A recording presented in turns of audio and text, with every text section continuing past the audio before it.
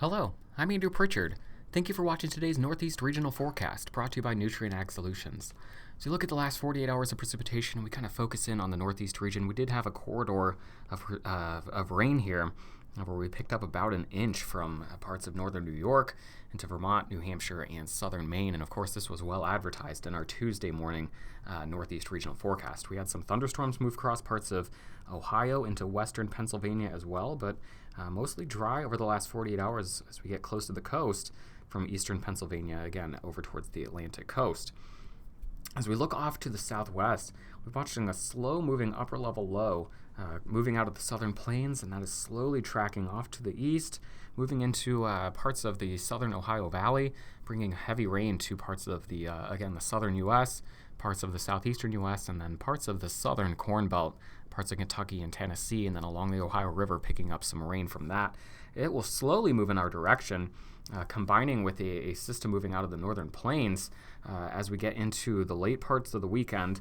Again, we'll watch that storm system come here. We're going to see a bit of a merger before we see another storm system kind of emerge from that and bring rain to the area here as we get into the early part of next week. And so we'll go ahead and cover that here in just a moment. The next 5 days of precipitation, so looking all the way through Tuesday at 7 p.m., and this is where you kind of see that storm system moving out of the southern plains, moving off to the east-northeast, bringing heavy precipitation to parts of the southeastern United States. But as we get into the early part of next week, let me go ahead and jump back, we will see the precipitation begin to slowly expand off to the north, bringing an opportunity for about an inch to portions of the northeast region. If you look at the next 10 days now, so taking us all the way through Saturday, June 15th, not a big change here. It's going to be a slow go of it for precipitation across a big chunk of the country. We'll see a storm system emerge across parts of the Corn Belt here as we get into Tuesday, Wednesday, and Thursday. That will slowly move off to the east as well, and that's going to bring another opportunity for some light precipitation. We'll go ahead and cover that here in detail. The week 1 precipitation anomalies from the GFS ensemble model, this takes us all the way through June 14th, keeping us near average, slightly drier off to the north, maybe slightly wetter off to the south, but looking like an average week here from the 7th through the 14th. And as we jump ahead to the week 2 period, this is June 14th through the 21st, keeping it, again, pretty close to average across the northeast region. Looking at the last 30 days of precipitation in terms of a departure from normal, and that just continues to show the very hard-hit areas from much of the Corn Belt from the central plains into the Midwest, and a corridor of that extending off into portions of the northeast region here, where it's been a little bit wetter than active across parts of Pennsylvania, New York State, into Vermont, New Hampshire, and southern Maine. Soil moisture anomalies, very high, again, across much of the southern, central, and northern United States, getting off into the northeastern U.S. as well.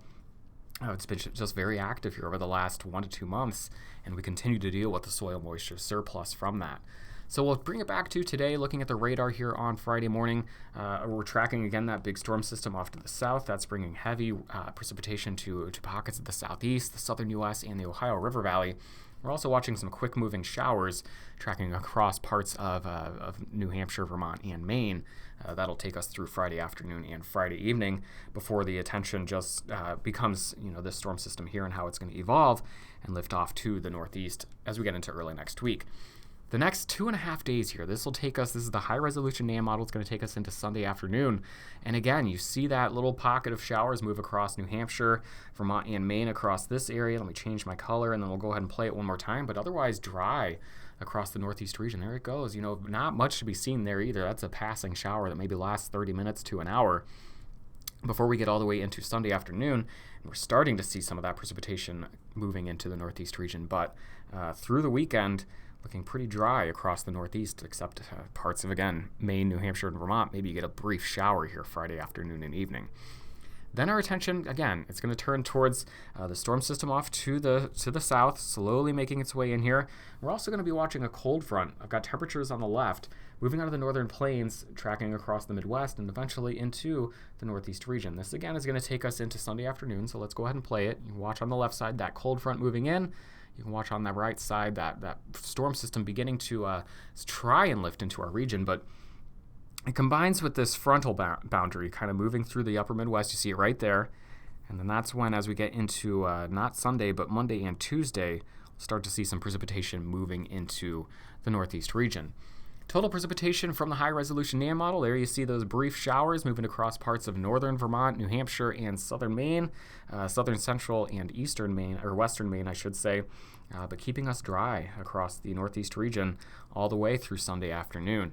Now we can look a little bit longer term. I'm going to go ahead and play this and step through time just so we can kind of time out when the rain moves into the northeast region. Go ahead and zip back to Sunday afternoon. We've already seen up to this point the rain slowly starting to make its way into the region, but all the way through Sunday afternoon, we are dry across the northeast region. Here we go into Sunday night. Monday morning, you wake up, maybe some rain falling across the state of Pennsylvania on, again, your Monday morning commute. So we get into Monday afternoon and Monday evening now. We're seeing that rain overspreading New York State, getting up to about this line by the time we get to sunset on Monday, seeing rain along and southwest of this line, dry off to the north of it. Take it ahead another day. We're getting into Tuesday evening now, starting to see that rain move across and out of the area. So Tuesday morning, Tuesday afternoon, and Tuesday evening, seeing that rain across this area. And then as we get into, this would be the early part or the mid part of next week, getting into Wednesday now, seeing that precipitation coming to an end across the region. So now we'll look at both models side by side here. This is the GFS on the right, the European model on the left, which you just saw. And we'll go ahead once more. We'll go through time with this one, showing that they have pretty good agreement here as we get into, this is now Sunday evening, Monday morning, seeing that precipitation move into Pennsylvania and New York. As we head into Tuesday morning, seeing that precipitation pretty much widespread across the northeast region from Pennsylvania all the way north into western portions of Maine. We go into Tuesday afternoon and Tuesday evening. As we get into Tuesday night, and certainly by Wednesday morning, the storm has left us behind, and we are dry again across the northeast region for the middle part of the week. As we get to Wednesday evening, this will be 7 o'clock on Wednesday evening, we see that pretty good agreement with that next storm system setting up on the border of Illinois and Iowa, again Wednesday evening, and as that tracks off to the east and then eventually the east-northeast, could bring some precipitation to the area at the end of next week, but details are unclear at that range. And we're going to go ahead and leave updates to that for our Monday morning ag forecast video, and then your next Tuesday northeast regional update, we can handle that with a little bit more detail. Total precipitation from the GFS and the European model side by side, European on the left, GFS on the right. We have pretty good agreement with an area of anywhere from about 1/2 of an inch to an inch of precipitation in scattered spotty amounts here from this storm system tracking through Sunday, Monday, and Tuesday. Maybe heavier amounts possible here across the state of Pennsylvania. We're possibly talking about 1.5 to 2 inches in some of these isolated pockets. We'll go ahead and jump ahead. We'll talk about temperatures just to close it out. And we've had that ridge over the southeastern U.S. that's kept us very warm across the south and the east. As you head up to the northeast, it's been a bit cooler there, where we've had a cooler pattern and more frequent rain and cloudy days.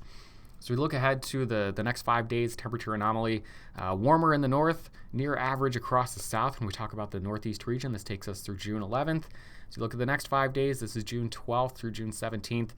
Again, slightly warmer than average conditions expected off to the north across parts of Maine, but slightly cooler than average temperatures as we bring a cooler and drier air mass into the entire central and the eastern U.S., really. So that period from June 12th through June 17th is going to be a bit cooler across the state of Pennsylvania and New York, with near average to warmer than average temperatures as you head toward the north and east. We'll finish with look at the high temperatures for the next 5 days. Your Friday high temps widespread in the mid to upper 70s, maybe some 80s here across parts of eastern Pennsylvania.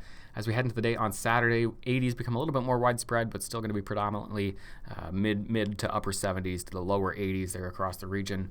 Your Sunday high temperatures, Monday, and then as we get into Tuesday, seeing that cooler air mass overspread a big chunk of the central and the eastern U.S., your high temperatures on Tuesday from the 60s in the north to the mid to upper 70s across the south. As always, Eric Snodgrass will have an in-depth look at the evolution of the next 1 to 2 weeks in our Monday morning ag forecast video, and you can find your next Northeast regional update for you right here midday on Tuesday. Have a great day and have a great weekend.